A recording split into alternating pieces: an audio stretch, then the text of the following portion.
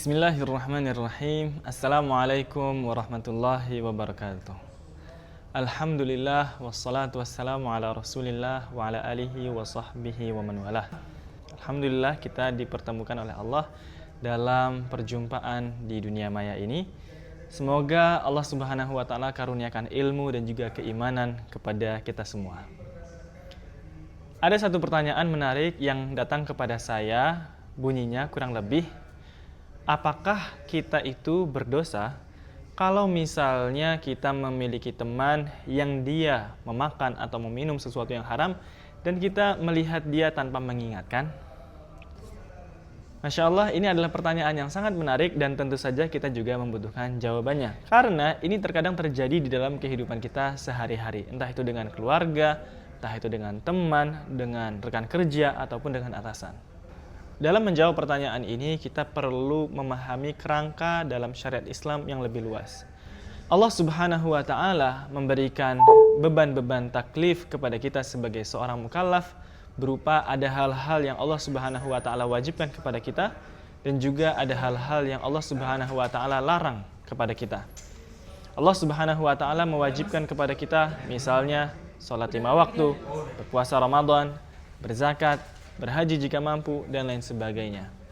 Di sisi lain, Allah juga melarang beberapa hal, mengharamkan kepada kita beberapa hal, baik itu yang terkait dengan cara kita beribadah, maupun juga dalam hal muamalah. Dalam ibadah, misalnya kita tidak diperbolehkan untuk sembarangan sujud kepada makhluk. Kita tidak diperbolehkan untuk menyekutukan Allah Subhanahu wa taala. Dalam muamalah, misalnya kita dilarang untuk berinteraksi, bertransaksi dengan ribawi, bertransaksi dengan hal-hal yang menipu, dan lain sebagainya. Termasuk dalam mengonsumsi makanan ataupun minuman, Allah Subhanahu wa taala sudah memberikan hal-hal yang baik dan mengharamkan hal-hal yang buruk. Allah Subhanahu wa taala berfirman di dalam Al-Qur'an, "Ya ayyuhan nasu kulu mimma fil ardi halalan thayyiba wa la tattabi'u khutuwati syaitan." Di dalam ayat yang lain yang begitu panjang Allah berfirman, "Hurrimat 'alaikumul maitatu wad-damu wa lahmul khinzir wa ma uhilla li ghairillahi bih." Ila akhiril ayat. Allah Subhanahu wa taala memerintahkan kita untuk memakan makanan yang baik dan halal dan juga thayyib gitu ya, bukan hanya halal saja atau thayyib saja, tetapi dua hal ini halalan thayyibah. Di sisi lain Allah Subhanahu wa taala mengharamkan kepada kita beberapa hal seperti misalnya tadi yang disebutkan di dalam ayat, yaitu bangkai misalnya ataupun darah, binatang-binatang yang memiliki taring dan lain sebagainya. Beberapa ulama ketika menjelaskan hal-hal yang diharamkan oleh Allah Subhanahu wa taala ini, mereka berusaha mengambil i'tibar, mengambil pelajaran, mencari hikmah. Apa sih hikmah di balik pengharaman yang Allah Subhanahu wa taala berikan kepada manusia? Akan tetapi pada dasarnya kita sebagai seorang hamba, sebagai seorang muslim, sebagai seorang mukmin, ketika ingin meninggalkan hal-hal yang diharamkan oleh Allah Subhanahu wa taala itu, yang paling mendasari perilaku dan juga pilihan kita seharusnya adalah karena kehambaan kita, kesadaran kita bahwa kita hanyalah hamba, bahwa kita hanyalah makhluk yang diciptakan oleh Allah Subhanahu wa taala dan kita patuh atas segala aturannya. Kalaupun misalnya nanti ada hikmah-hikmah, ada pelajaran-pelajaran, ada ternyata di balik itu ada kebaikan-kebaikan yang Allah Subhanahu wa taala berikan kepada kita dalam pengharaman ataupun kewajiban yang Allah Subhanahu wa taala berikan kepada kita, itu adalah hal yang lain. Jadi di sini kita perlu memahami bahwa menjalankan kewajiban dan meninggalkan hal yang haram itu harus kita dasari karena kesadaran kita sebagai seorang hamba, sebagai seorang makhluk kepada Tuhannya, kepada penciptanya. Yang kedua, Allah Subhanahu wa taala tidak hanya memerintahkan kepada kita untuk menjadi hamba yang baik saja, untuk menaati perintah dan juga menjauhi larangan saja, tidak. Tetapi Allah Subhanahu wa taala juga mengajak kita, memerintahkan kita, mengingatkan kita untuk ikut bersama-sama mengingatkan orang lain, orang-orang yang ada di sekitar kita. Itulah kenapa Allah Subhanahu wa taala menjelaskan tentang orang-orang yang tidak merugi dalam kehidupannya dan juga pada yaumil qiyamah, yaitu wal 'asr innal insana lafi khusr illal ladzina amanu wa 'amilus shalihat wa tawassaw bil haqqi wa tawassaw bis sabr.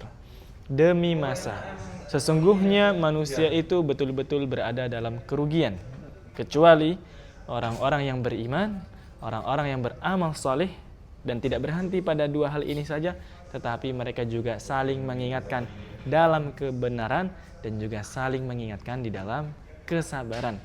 Maka tawasau bil haq, tawasau bis sabr itu adalah hal yang juga perlu kita hadirkan di dalam kehidupan kita, hal yang perlu kita praktekkan dalam keseharian kita. Yang ketiga, kepada siapa kita harus menjalankan tawasau bil haq, tawasau bis sabr ini? Nabi SAW pernah menjelaskan, kullukum ra'in wa kullukum mas'ulun an ra'iyatihi.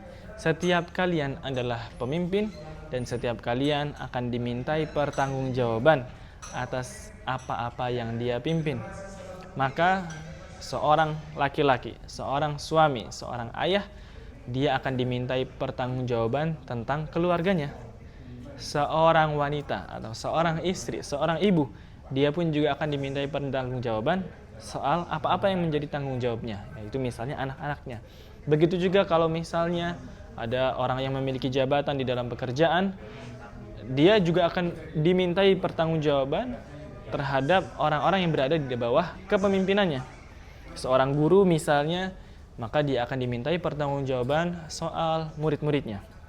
Kita memulai tawasau bil haq, tawasau bis sabr itu adalah dari orang-orang yang memang kita memiliki tanggung jawab kepada mereka.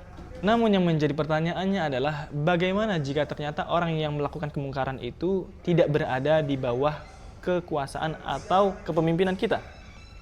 Misalnya dia adalah tetangga kita, misalnya dia adalah rekan kerja kita, misalnya sahabat kita di masa lalu, misalnya teman tongkrongan kita, misalnya teman kita mancing, teman pengajian dan lain sebagainya.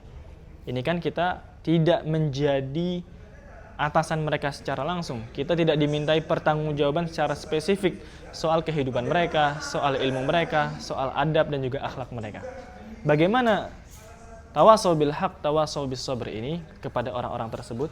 Bagaimana kita menerapkan prinsip amar ma'ruf dan nahi mungkar yang Allah Subhanahu wa taala jadikan ini adalah sifat orang terbaik di umat ini, di mana Allah Subhanahu wa taala berfirman, kuntum khaira ummatin ukhrijat lin-nas ta'muruna bil ma'ruf wa tanhauna 'anil munkar wa tu'minuna billah.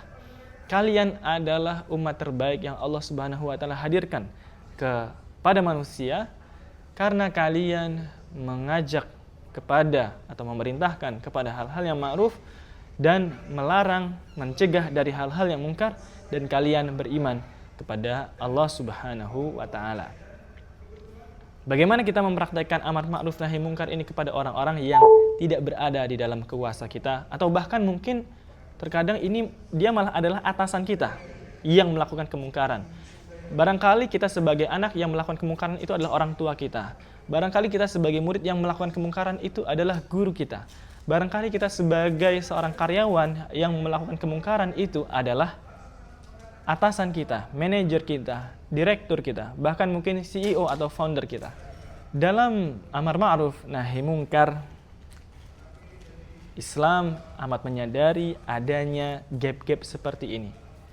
Islam sangat menyadari adanya, Rasulullah SAW sangat menyadari bahwa kita tidak bisa melakukan amar ma'ruf nahi mungkar secara maksimal kepada semua orang.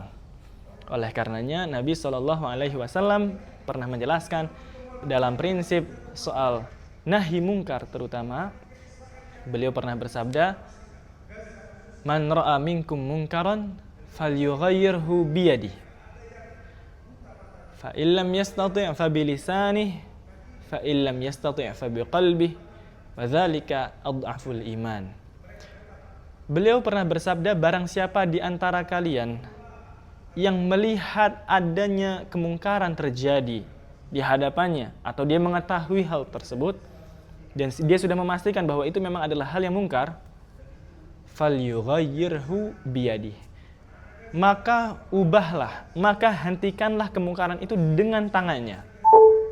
Dengan tangannya ini bisa bermakna secara harfiah, yaitu kalau misalnya memang kita hentikan kemungkaran itu dengan tangan kita, maka harus dengan tangan kita. Dengan tangannya ini bisa dimaknai secara harfiah kalau memang misalnya kemungkaran itu adalah suatu perbuatan dan kita bisa mencegah dengan tangan kita. Misalnya ada orang yang ingin mencuri, ada orang yang ingin menyakiti orang lain, ada orang yang ingin melecehkan orang lain, kita langsung hentikan dengan tangan kita, maka ubahlah, hentikanlah kemungkaran itu dengan tangan kalian. Namun dengan tangannya ini juga bisa dimaknai dengan kekuasaannya, dengan otoritasnya. Jadi nggak harus langsung pakai tangannya di stop seperti itu ya. Tetapi bisa jadi misalnya seorang pejabat, dia dengan kekuasaannya, dengan otoritasnya membuat aturan kepada orang-orang yang dia pimpin, dilarang begini, dilarang begitu. Dibuat sistem yang menjaga agar tidak ada kezaliman, agar tidak ada kemungkaran yang terjadi dalam instansi yang dia pimpin. Ini juga adalah mengubah dengan tangan, dengan kekuasaan. Atau kalau misalnya ada orang-orang yang melakukan kezaliman atau kemungkaran, misalnya dia mencari nafkah dengan cara-cara yang Allah haramkan, lalu kita memiliki dana yang lebih, maka cara kita mengubah atau menghentikan kemungkaran itu adalah misalnya dengan memberikan uang kepada dia atau memberikan pekerjaan yang lebih layak, pekerjaan yang lebih halalan, thayyiban kepada dia, sehingga dia berhenti dari melakukan hal-hal yang haram menjadi bekerja dengan cara-cara yang berkah dan juga diridhai oleh Allah Subhanahu wa taala. Kalau tidak bisa mengubah, menghentikan kemungkaran dengan tangan, maka ubahlah dengan lisan. Ubahlah dengan nasihat, dengan pesan-pesan, dengan chat-chat kita. Ini juga adalah salah satu bentuk nahi mungkar. Dan ini rasanya adalah salah satu hal yang paling mungkin kita bisa berikan kepada orang-orang yang mungkin sepantaran dengan kita, atau orang-orang yang di bawah kita, atau orang-orang yang mungkin ada di atas kita. Kita berikan nasihat, kita berikan reminder, kita ingatkan bahwa hal tersebut bukanlah hal yang baik, hal tersebut itu dilarang, hal tersebut itu berbahaya. Konteksnya misalnya teman kita tadi membawa sesuatu yang Allah haramkan berupa makanan ataupun minuman, maka kita sampaikan jangan bawa itu. Maka kita ingatkan ini nggak baik, jangan minum itu. Ini kan dilarang oleh Allah Subhanahu wa taala, ini kan haram, jangan minum itu. Tapi pastinya efektivitas dari nahi mungkar melalui lisan ini ada di bawah nahi mungkar dengan kekuasaan, dengan tangan. Ketika kita mengingatkan seseorang, terkadang ada orang yang terbuka hatinya dan mau untuk meninggalkan kemungkaran itu, tetapi terkadang ada juga yang malah justru tersinggung, malah justru nggak suka ketika kita memberikan nasihat. Tapi yang terpenting untuk kita telah menggugurkan kewajiban kita sebagai seorang muslim untuk melakukan nahi mungkar, untuk melakukan pencegahan kemungkaran sesuai dengan apa yang bisa kita lakukan. Bagaimana jika setelah itu dia masih terus melakukan kemungkaran-kemungkaran itu? Maka yang ketiga adalah fa'illam yastati' fa biqalbih. Kalau memang dengan lisannya nggak berhasil, maka dia harus nahi mungkar dengan hatinya. Maksudnya nahi mungkar dengan hati adalah kita tidak ridho ketika kita melihat kemungkaran itu terjadi. Kita tidak ridho dengan kemaksiatan yang dia lakukan. Kita tidak ridho dengan hal-hal yang membuat Allah Subhanahu wa taala murka. Kita bukan membenci orangnya, tetapi yang kita benci adalah kemaksiatannya. Kita tidak ridho dengan hal itu dan kita juga mendoakan semoga Allah Subhanahu wa taala memberikan petunjuk, memberikan hidayah kepada teman kita, kepada tetangga kita, kepada atasan kita atau orang-orang yang mungkin ada di sekitar kita saat itu. Nabi SAW menutup hadis ini dengan ucapan wa dzalika adhaful iman, itulah selemah-lemahnya iman. Apa maksud selemah-lemahnya iman?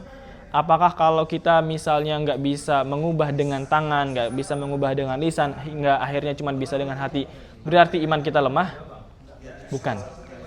Adhaful iman atau selemah-lemahnya iman ini maksudnya adalah itu adalah bare minimum seorang muslim ketika dia melihat kemungkaran. Ketika dia melihat kemungkaran, maka minimalnya seorang muslim itu adalah nggak suka, resah, gelisah ketika melihat hal-hal yang Allah haramkan itu terjadi. Bukan malah senang, apalagi sekedar, bukan malah mendiamkan karena ridho, karena menganggap itu adalah hal yang biasa, apalagi kalau kita malah senang ketika hal tersebut datang kepada kita. Wal'iyazubillah. Maka kalau kita kembali ke pertanyaan di awal tentang apakah kita dosa kalau kita membiarkan ada saudara kita.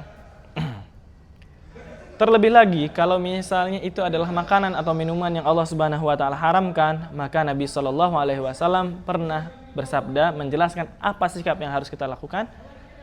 Dalam sabdanya beliau pernah mengatakan, "Man kana yu'minu billahi wal yaumil akhir fala yajlis ala ma'idatin yudaru 'alaihal khamr." Barang siapa yang beriman kepada Allah dan hari akhir, maka janganlah ia duduk pada suatu kumpul-kumpul makanan yang di sana dihidangkan khamr atau minuman keras. Jadi, kalau kita sudah menyampaikan nasihat, mengingatkan jangan ada ini dalam kumpulan kita, jangan ada ini dalam tongkrongan kita, tetapi ternyata mereka masih bersikukuh pengen tetap itu ada, maka kita dilarang oleh Nabi SAW untuk duduk bersama mereka. Loh Ustadz, nanti kalau misalnya kita jadi nggak akrab lagi sama teman-teman kita gimana? Kalau kita sudah menyampaikan prinsip-prinsip kita dengan baik, ini adalah sesuatu yang Allah haramkan. Nabi SAW melarang kita untuk duduk bersama orang-orang atau bersama kumpulan yang di situ ada minuman keras. Dalam sebuah hadis yang jelas, maka kita sampaikan dengan berat hati, sebenarnya aku pengen banget ngumpul sama kalian, tetapi aku juga pengen taat sama Nabi, nggak boleh kumpul seperti ini, yang di situ ada minuman kerasnya. Aku nggak benci kalian, yang aku benci hanyalah minuman keras. Kalau misalnya minuman keras itu nggak ada di sini, aku akan kumpul, bercanda-bercanda, nongkrong lagi sama kalian. Tetapi kalau ada itu di antara kita, mohon maaf, aku nggak bisa. Kalau kita sudah menyampaikan hal itu, lalu kita memegang teguh prinsip itu, maka insya Allah kita nggak akan kehilangan teman, tetapi justru teman-teman kita, semoga Allah Subhanahu wa taala berikan hidayah, minimalnya mereka akan respect, akan menghormati, akan menghargai prinsip yang kita miliki.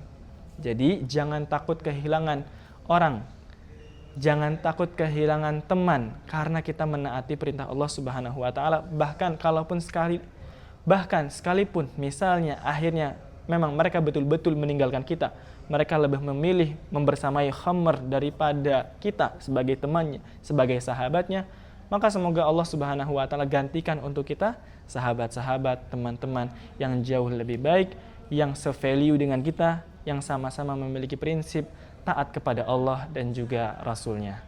Barakallahu fikum, wallahu a'lam bissawab. Wassalamualaikum warahmatullahi wabarakatuh.